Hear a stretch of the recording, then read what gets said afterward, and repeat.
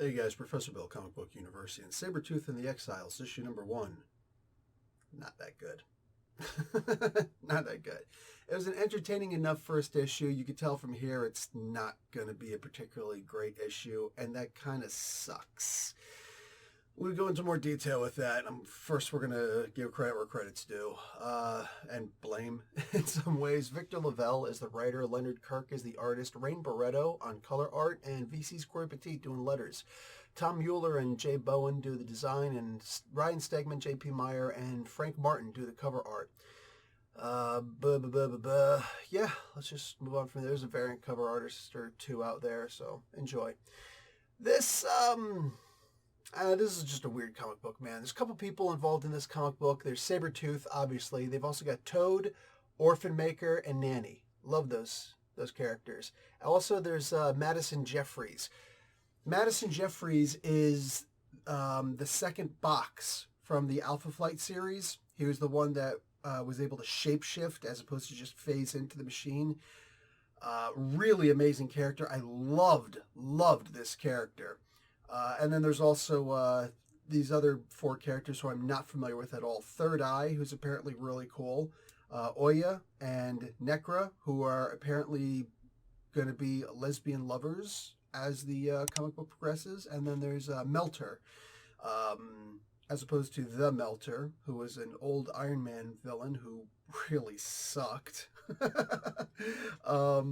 Yeah, and this character kind of sucks. I do like his relationship with Peter in this Orphan Maker, because Peter apparently thinks that he's that Melter is the Human Torch. He keeps saying, "Thank you, Johnny Storm. Johnny Storm is talking to me. Love you, Human Torch." I'm not the Human Torch, dude. Like, it's actually kind of funny. I look, I'm not going to just like trash the comic book completely. There are some things in here I actually really dug. Sabretooth. This is probably where I'm most annoyed by the comic book.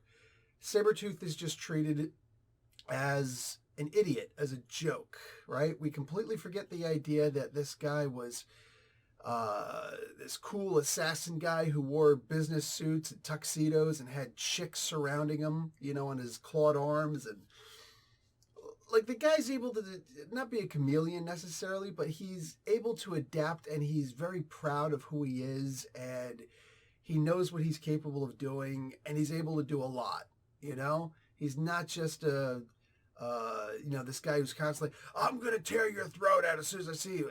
And the one doctor there, Beretta, whatever the hell her name is, I don't care enough to know what her name is. She's like, "Oh, well, I guess the first thing I'll have to do is cut off your claws."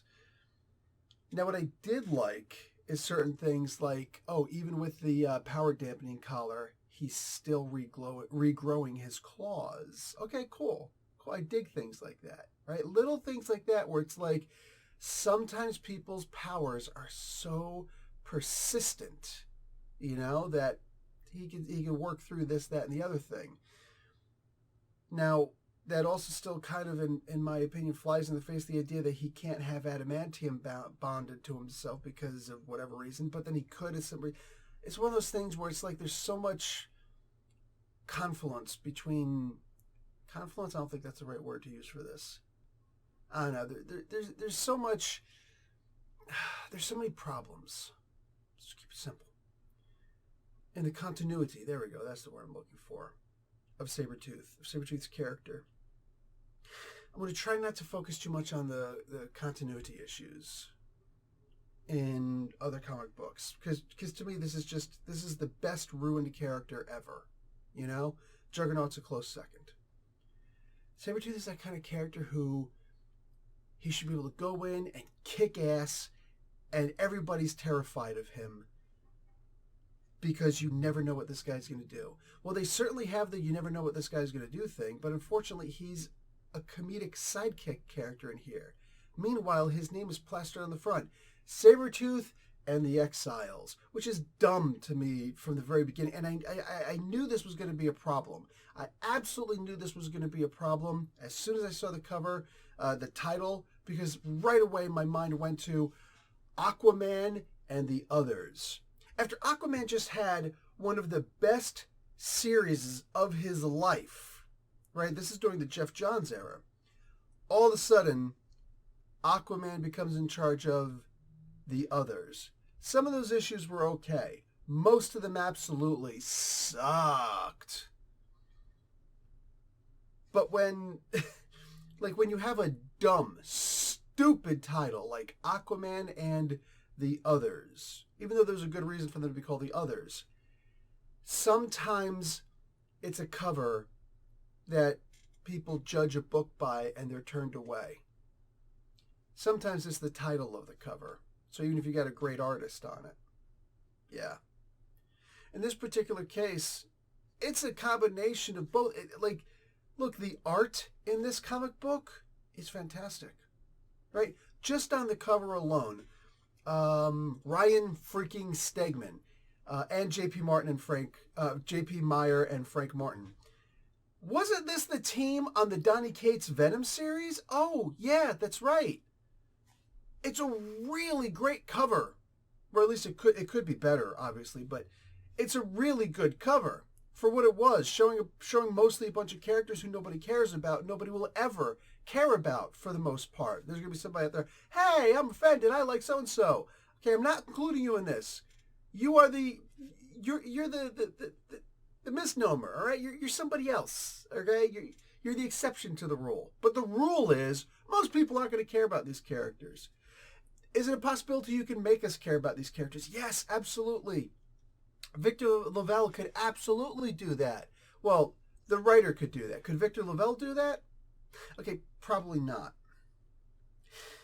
I remembered Victor Lavelle's name.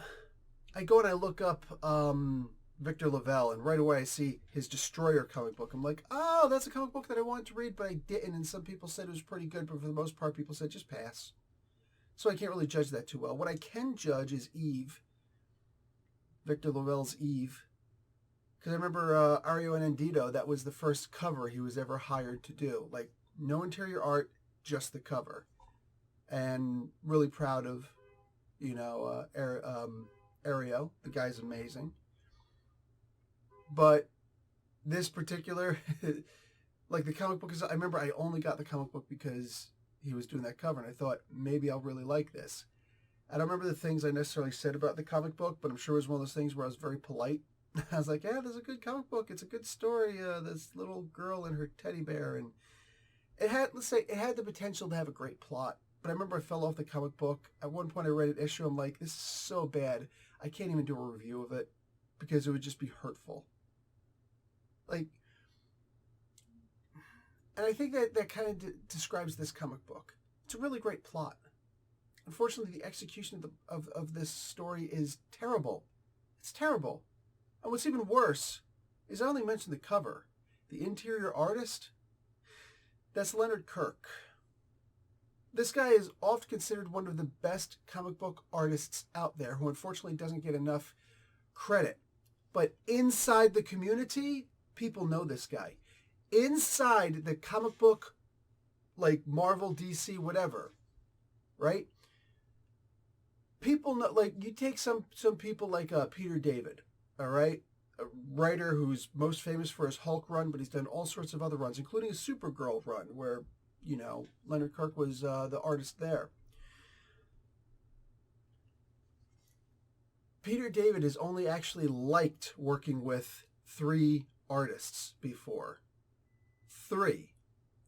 And this guy is still making comic books today, Peter David. And he's only really truly, genuinely complimented 3 artists. And one of them was Leonard Kirk. Leonard Kirk has I'm trying to paraphrase his exact quote. Leonard Kirk has the ability to see what I want with minimal direction and make it happen on the page.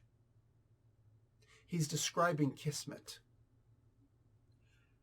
I want the artist to do such and such and such, and he sees that, and he does exactly what I want. Even if my words didn't fully describe what I want, I could do the minimal thing. I could say, artist, I want this, this, and this. And he will see my vision and make my vision come alive, as opposed to just reading my words and do some basic stuff. And I've complained about, I can see that many times. I can see many times, and I've mentioned in my reviews several times, this looks like it's a miscommunication between the writer and the artist. I said that multiple times. I don't think that Leonard Kirk is capable of getting things like that wrong. He's been told to rewrite things many times, but almost never by the writer. Usually by the head office guy, the editor, who's just like, no, this has to be more of this or more of that. And then they usually want to get contradicted later on, but it is what it is. Go and talk with the man. Next time you see me at a comic book convention or something like that, go and talk with the man, and you'll understand better.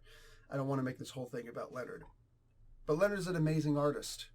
And it's a shame. I find that Leonard, maybe that's, sometimes your prowess takes away from your success. I wanted to be a manager. I'm going to give you this example because it actually relates into this. I wanted to be a manager at Costco for a while. After I stopped doing engineering as a main profession for 5 years, I wanted to be a manager at Costco. And every time they put me someplace, well, the cross training, whether it was working in the bakery or cleaning the bakery or working a forklift or running the gas station without having the supervisor title or anything that they would, forklift on the road, anything that they would put me on, I was always really, really good at. I always took the job as though I were in charge of the store and I was fixing other people's mistakes. I never treated people like that was the case, but I acted that way. I always had this business acumen to everything that I did. And unfortunately, that worked against me in a place like Costco because they looked at it as, well, if we promote Bill, he's going to be doing such and such, and he'll be really good at it, but we already know he's good at leadership, so let's instead just put him over here, and, we'll keep him here. And we'll give him a lot of money, but we won't actually put him in charge of this, that, and the other thing. Well, it's not a lot of money that I want. It's not top-out pay that I want. I want to be a manager. I want to make that pay. I want to have those responsibilities. But they wouldn't give it to me because I was too good at what I did. In this particular case, maybe that's the problem. Maybe it's Leonard Kirk's ability to do exactly what the artist or what the writer wants. And they say, oh, well, let's just keep on putting him with new guys who we think have a lot of potential. That's a problem. What you could do instead is say, who's the best writer we've got? And let's take Leonard Kirk and put him on it. Or at least one of the best writers. Instead of, let's use Leonard Kirk to help some up-and-coming writers. Leonard's a nice guy. I'm sure he's got no problems doing that. And I guess as long as he's getting a paycheck, sure. Unfortunately, Leonard is one of those guys who's never going to go down as one of the greats. At this rate, I don't think he's ever going to go down as somebody who's just like, oh my God, yeah, Leonard Kirk, wow. There'll be a write-up just like they're doing with Pascal. I forget what his name is. And here they have him in all the things this month. There's a big write-up about him. Whatever. It is what it is. Like I said, I don't want this whole thing to be about Leonard Kirk, but Leonard Kirk deserves better. Justice for Leonard, right? Sabretooth is one of those guys who should just be this absolute terrifying badass who everybody, as soon as you mention his name, you look over your shoulder, just in case, Unfortunately, he's a joke in this. He's like it's an issue 1. I don't mind spoiling the issue because who cares? Like, he's sailing a boat. He's sailing a flying boat and looking outside, and I'm surprised he didn't throw on an eye patch and go, "Ahoy, mateys!" And like, I'm surprised he didn't do that. But he's this savage, out of control bastard who's just whatever. I'm hoping that as I read further issues, that he's going to be transformed into, I don't even know if I necessarily want to see him as being a capable leader. I don't know, but maybe Victor LaVille is capable of doing that. I don't know. With a title like Sabretooth and the Exiles, I think not. I genuinely think not.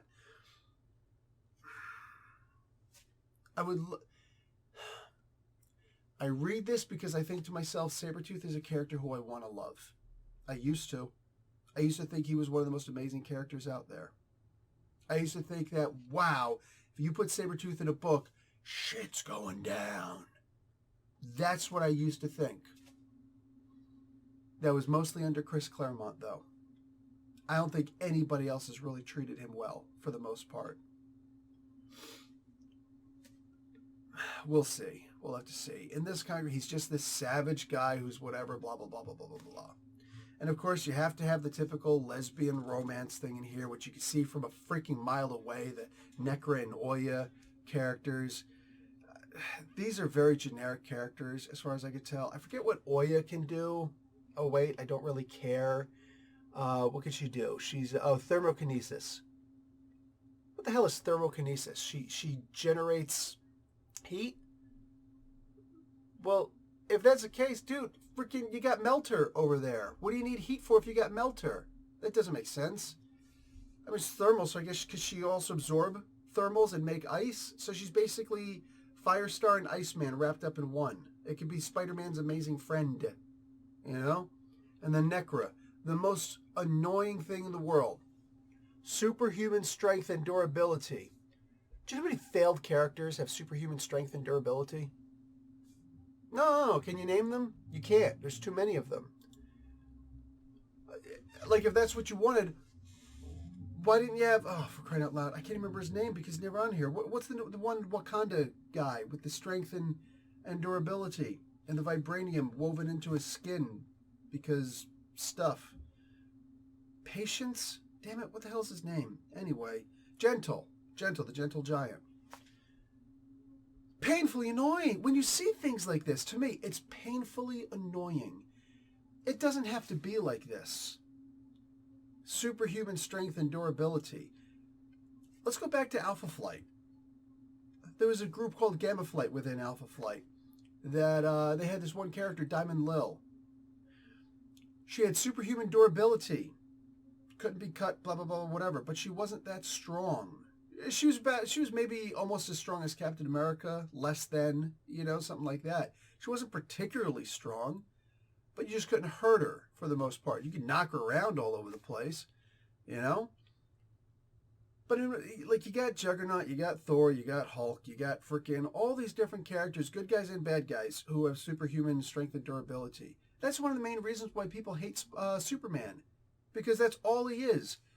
Well, he's everything, but like superhuman strength and durability. He can also fly. Really? That's all you got? Oh, but wait. Her superhuman strength and durability comes from her anger.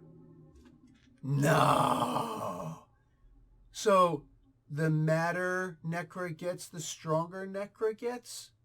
Oh, I guess they've never made a character like that before. And all the fake baloney carbon copy characters they've made after that.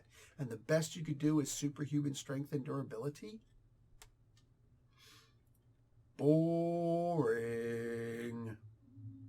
I'd so much rather see characters who I can get behind, characters with interesting power sets, characters with some kind of thought process behind them instead of just superhuman strength and durability. And of course, and they go and they mention with Oya, whatever, thermokinesis and a tender, loving heart. Uh-huh.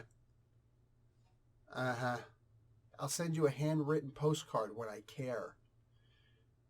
Not interested in seeing these baloney freaking relationships. Not interested in seeing outcasts and exiles falling in love with each other and da-da-da-da-da. I'm not interested in seeing lovey-dovey nonsense. If these guys are the worst of the worst in freaking Paradise and in Krakoa, they were so bad that they had to be thrown down in the pit with Sabretooth. Sabretooth was so bad that they had to send him down in the pit because they made a rule about not killing after he already killed, even though he didn't kill since. They're like, we're going to make this rule about not killing right now, on the spot, while you're on judgment. And we're going to punish you with that new rule that we just created. But I didn't kill anybody since then. Yeah, but will you? Well, yeah. Okay, well then premeditative punishment. Sabretooth was that bad. And he's just out here. I'm gonna pirate. Like, give me a break. He's talking to himself, and unfortunately, that goes with the idea. I think Marvel's got this thing out now. No more text boxes, no more narrators boxes, which is a dumb idea. Go back, go look. There's another comic book that I just read, which I think is the best comic book I read this week. The Spider-Man one by J.M. DeMatteis. Spider-Man Last Hunt, I think it's called. Oh my God. There were narrators boxes in there. It was written old school, as opposed to this modern day school where very few, if any, thought bubbles, but everything has to be a word balloon. No more narrators boxes. But you look at this, and there's internal dialogue. In fact, all the internal dialogue came from Mary Jane in that issue. I forgot to mention that in the review. It was a really freaking good story. And they pull this nonsense. Oh, this is just heartbreaking, guys. This is heartbreaking. Sabretooth is one of those guys who you should just fall in love with and just be like, oh my God, I love to hate this guy. Oh my God, this guy is terrifying. Oh my God, Sabretooth might be under my bed. He should be one of those visceral horror type characters that just makes you go. Instead we get this. And that's just heartbreaking. But it is what it is. Guys, this comic book was really not good for the most part. But I'm hoping, beyond hope, that it's going to be something that can eventually be decent. That's how desperate I am for good comic books at this point. It is what it is. Anyway, guys, talk to you later. Yeah. Like the video, watch an ad. Professor Bill, Comic Book University. Class dismissed.